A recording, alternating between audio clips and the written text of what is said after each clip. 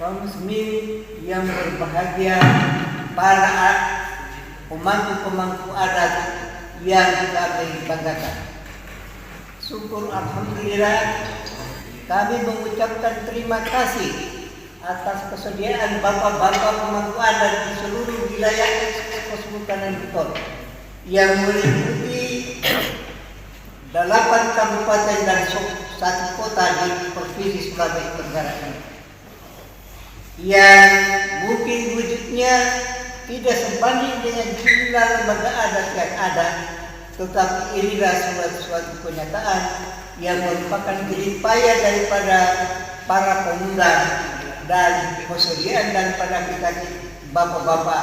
Kami ucapkan sekali lagi terima kasih. Barangkali karena kami juga belum tahu, nanti sebentar ada sesi diskusi atau ada sesi pendapat-pendapat yang akan disampaikan, sekaligus ada perkenalan supaya kami catat dalam suatu notulen. Kalau kita teliti, ada 2 hal yang menyebabkan. Pertama, pemilik lahan pada saat itu diilaskan melalui musyawarah mufakat.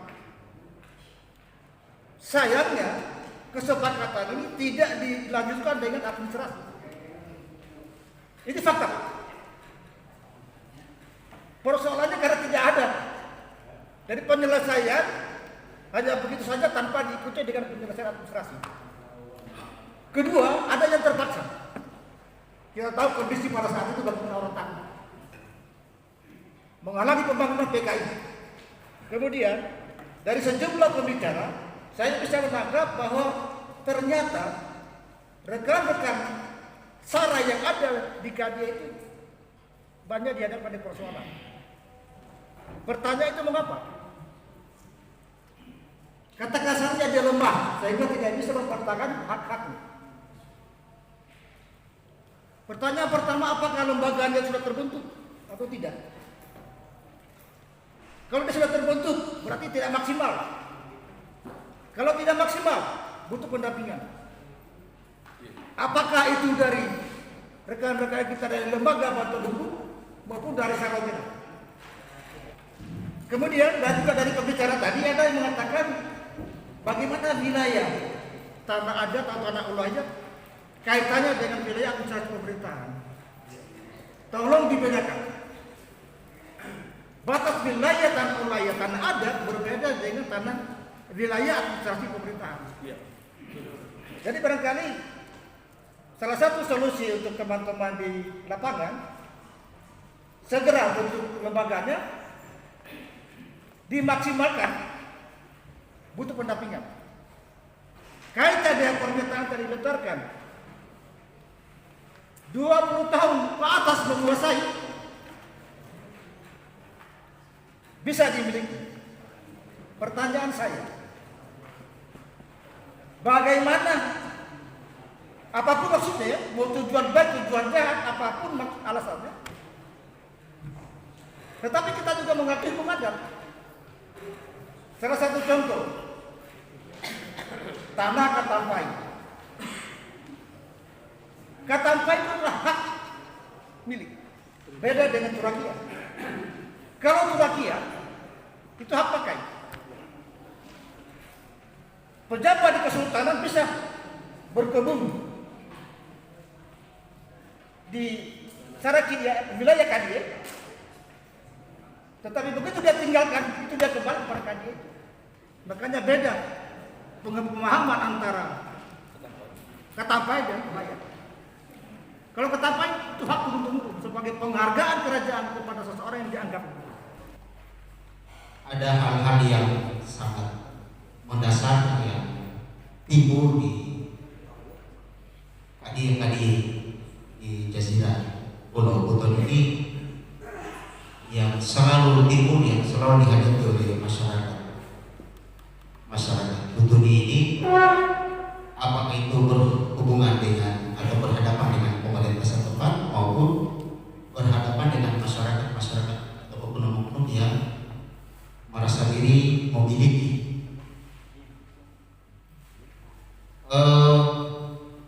Satu hal barangkali yang saya mau sampaikan di sini bahwa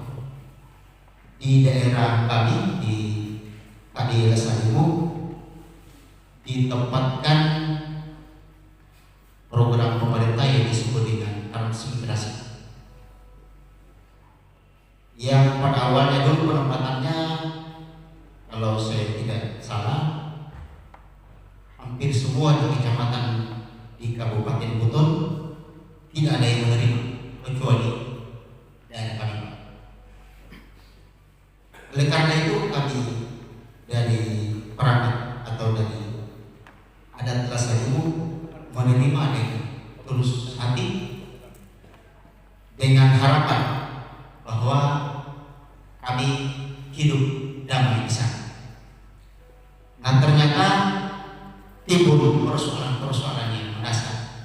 Salah satunya adalah masalah tanah kami yang sudah jelas bahwa dalam hak mereka kepemilikan tanah sudah jelas bahwa kalau saya tidak salah 1 hektar lahan 1/4 hektar pekarangan itu yang jelas. Tetapi kenyataannya hari ini dari sana melebihi daripada tanah-tanahnya. Mereka sudah mencaplok tanah-tanah kami. Ini sangat miris sekali. Dan kami sudah beberapa kali berbenturan dengan mereka dan sampai hari ini malah bertambah masalahnya. Itu yang pertama. Kemudian yang kedua adalah baru-baru ini kami sangat viral di media sosial, di mana mungkin ada benarnya, mungkin juga ada salahnya. Ceritanya adalah kami atau bagaimana secara tidak sah. Ya, kenapa kami katakan secara tidak sah? Ada oknum-oknum tertentu yang kemudian tidak jelas keberadaannya. Ya. Kenapa kami katakan tidak jelas keberadaannya? Karena sederetan orang tuanya sampai kepada diri mereka tidak pernah menjadi seorang penduduk Lasayu.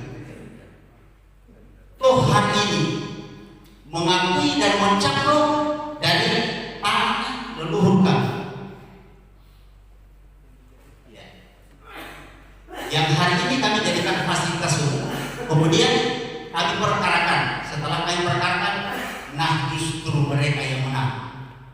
Sangat miris sekali. Syarat dikalah. Yang di apa namanya ya? Syarat dia yang kalah. Ini sangat miris sekali. Oleh karena itu kami inginkan langkah konkret dari LTH, baik dari pusat maupun dari provinsi, untuk kemudian bagaimana kami dikawal. Kalau bicara tentang kami berarti bicara tentang tanah butun, berarti termasuk tanah butun itu sendiri yang tercolek di sini. Mohon kami diberikan petunjuk langkah-langkah hukum dari sini. Dan sekarang kami dalam keadaan atau dalam situasi banding. Nah itu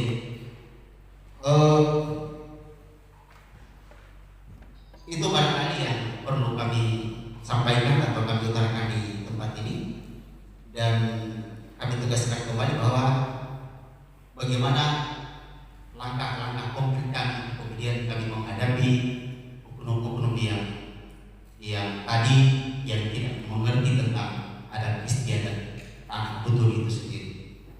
Kami ini dengan ucapan tidak tahu hidayah. Assalamualaikum warahmatullahi wabarakatuh. Saya nama Edi, jabatan saya sebagai Kabela. Kabela di mana? Kamelanda. Jadi begini, saya juga mempertahankan wilayah itu, tetapi pemerintah juga ya makanya selalu bertindak. Jadi kita juga berbahasa dengan mereka, macam kehutanan, macam polisi. Saya katakan bahwa kalau kita ini wilayah kalian melantai ini, kenapa kalian selalu kayu-kayu di atas itu dihabiskan? Itulah makanya mempertahankan di dalam wilayah kami kehutanan saja dari mana hasilnya kan melantai kalian mempergunakan, memperjualkan. Itu. Saya bilang ini Pak Kehutanan sampai saya tindaki. Kehutanan itu dia bilang tinggal di rumahku posnya. Karena saya kasih duduk pos kehutanan ini supaya melindungi wilayah ini. Ya. Padahal mereka itu yang memperjualbelikan. Jadi assalamualaikum warahmatullahi wabarakatuh. Apakah berapa tahun kira-kira kita berada di kampung itu, kita sudah berkampung di situ? Ada yang juga bahwa ini adalah hak saya, tanah saya. Dan kamu katanya, tapi yang melakukan ini tidak punya dasar hukum, tidak ada sertifikat tanah itu. Terima kasih. Assalamualaikum warahmatullahi wabarakatuh. Pertama-tama yang saya ingin tanyakan di sini, maaf bro, tujuan kita rapat ini sesungguhnya saya sudah lihat. Nanti sebentar selesai sampai mana kira-kira sudah. Pertama-tama saya lagi sementara bingung dengan keberadaan otonomi daerah dengan hak-hak daripada wilayah atau adat. Yang mana dalam hal ini pemerintah hanya memandang bahwa setiap kecamatan atau dusun dia bentuk untuk hukum adat hanya semata-mata tentang ditingkatkan budaya apa yang ada di situ. Tetapi untuk mempertujuankan daripada tanah wilayah kita minus, tidak ada. Jadi saya syukur alhamdulillah saya lihat tataran hukum adat kesultanan itu. Kalau kita mempunyai persatuan dan kesatuan, usaha. Tadi sudah dijelaskan oleh penanya kedua, saya tidak perlu lanjutkan yang mana dalam hal ini ahli waris atau pemerhati daripada Surabaya. Dengan adanya kita sekarang ini, kami kadang-kadang kalau kita menghadap sama pemerintah daerah, ini kadang-kadang kita punya tanah adat dijual oleh pemerintah daerah. Apa dijelaskan tadi, kita sebagai rakyat pindahkan ke tempat daerah lain, kembali sudah tidak ada, sudah di tempat dan dijual oleh pemerintah daerah. Nah ini barangkali kita perlu duduk bersama dengan bapak-bapak yang di depan, bagaimana supaya kita dari adat itu diterima oleh pemerintah daerah atau kita satu perda. Sebab gini, saya kira pemerintah daerah perlu juga dihargai kita. Tanpa ada perjuangan nenek kita, tidak akan merdeka Pak di negara Republik Indonesia ini. Betul Pak. Tetapi jadi sekarang ini pemerintah daerah exploitation kita Pak. Itu saya tidak terima. Jadi ini saya minta terima kasih karena bapak dengan adanya rapat kita begini, yang kami minta di sini adalah persatuan dan kesatuan melalui bapak-bapak yang ada di depan. Biar berjuang sampai kemanapun, tanpa dukungan dari bapak-bapak mustahil kami tidak berhasil. Permintaan saya kalau bisa kita dulu bersama untuk memperjuangkan sama-sama hak-hak daripada rakyat. Jadi saya terakhir kali permintaan saya, marilah kita sama-sama bapak-bapak di depan kami bantu, kita duduk bersama, kita duduk satu meja dengan pemerintah daerah. Kalau perlu kita buatkan, kita datangi DPR, kita buat perda tentang masalah adat. Dan saya tertarik tentang tataran hukum adat Kesultanan Buton dalam figura hukum NKRI. Karena Kesultanan Buton sudah teracak-acak oleh pemberian nama yang macam dikatakan tadi. Salah satu contoh, Kecamatan Surabaya itu wilayah kadianya Kasabu. Kecamatan Wolio ini berada di Kecamatan Murhum. Jadi sudah teracak-acak oleh orang Buton sendiri. Yang berikan nama itu orang Buton sendiri. Ketika pohon terakhir telah tumbang, dan ketika itu pula satwa terakhir telah punah, dan air sungai terakhir telah kering, maka uang tak dapat ditelan. Terima kasih Pak. Cuma itu hanya intermezzo saja Pak. Kita mendukung apa yang disampaikan oleh pembicara dari Asal tadi tentang hukum yang diberlakukan di masyarakat. Tetapi yang menjadi permasalahan menurut kami, belum adanya pengakuan pemerintah tentang penerapan hukum adat. Itu yang kami rasakan di lapangan. Karena setiap perangkat adat yang berbicara tentang hukum adat di masyarakat, pemerintah lebih dominan untuk mengambil hak veto. Oleh itu barangkali sarannya adalah bagaimana caranya kita hari ini melalui lembaga hukum pers nasional untuk mendefinitifkan pengakuan hukum adat terhadap pemerintah, khususnya ex-Kesultanan Buton. Ini saya kira permohonan kami kepada Bapak-Bapak agar kiranya nanti ke depan hukum adat ex-Kesultanan Buton ini diakui juga oleh pemerintah sehingga bisa diterapkan di masyarakat. 20 tahun lebih. 20 tahun lebih. Ya. Ada pengecualian dalam 20 tahun lebih itu, kecuali misalnya pihak yang menempati tanah atau lahan tersebut itu dengan secara etikat baik. Contoh misalnya begini, ketika dia masuk di tanah itu, dia mau ingin tempati tanah itu, dia tahu, dia ketahui bahwa itu tanah milik orang lain. Tetapi dia sengaja hanya tempat saja. Ini kita tipu 50 tahun tidak bisa. Tetap akan kembali asal usulnya riwayat perolehannya bapak akan tanya dari mana status perolehannya. Apakah secara etikat baik atau tidak? Jadi, paham tentang penakaran tanah ini, dia hanya memberikan hak siap menempati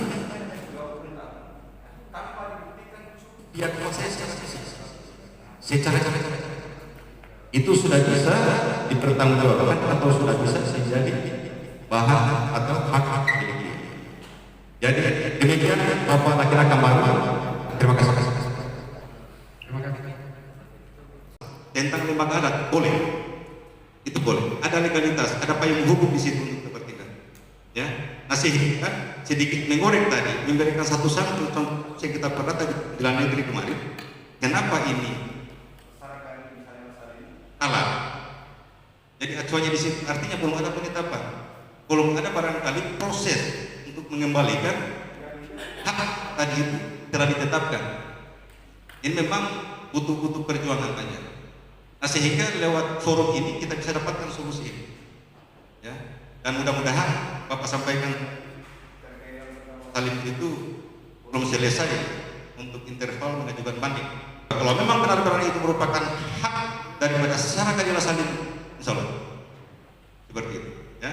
Jadi itu barangkali yang menjadi perhatian kita. Kita perlu cari bagaimana kita rumuskan supaya kita melalui teman-teman LBH ini bisa merumuskan hal itu sehingga sebentar ada pembahasan untuk undang-undang atau apa namanya peraturan dalam hal lembaga adat itu bisa dimasukkan. Kalau kita hanya selalu berdebat soal ini pasti kita tidak akan pernah menang. Itu barangkali yang pertama.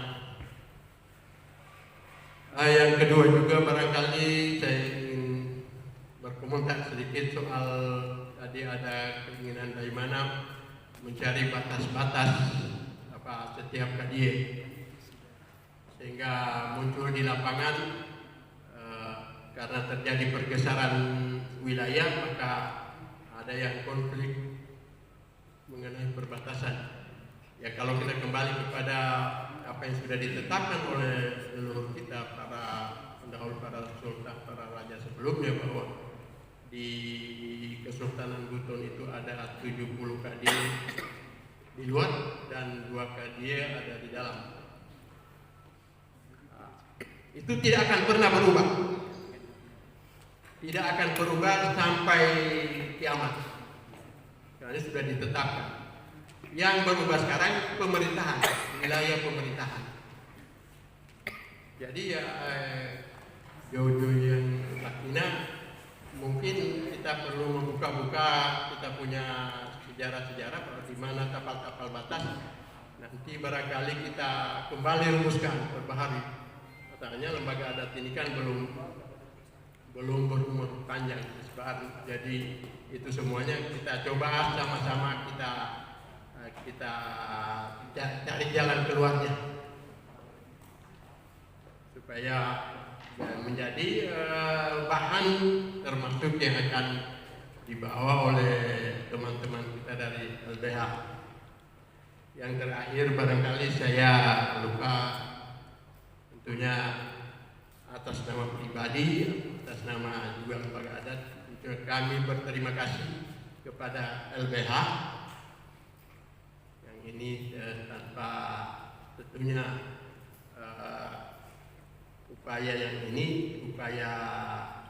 pertemuan ini merupakan langkah-langkah kembali menyegarkan lembaga kita untuk bisa berkiprah pada waktu-waktu mendatang. Saya kira untuk sementara sekian dulu. Assalamualaikum warahmatullahi wabarakatuh. Waalaikumsalam.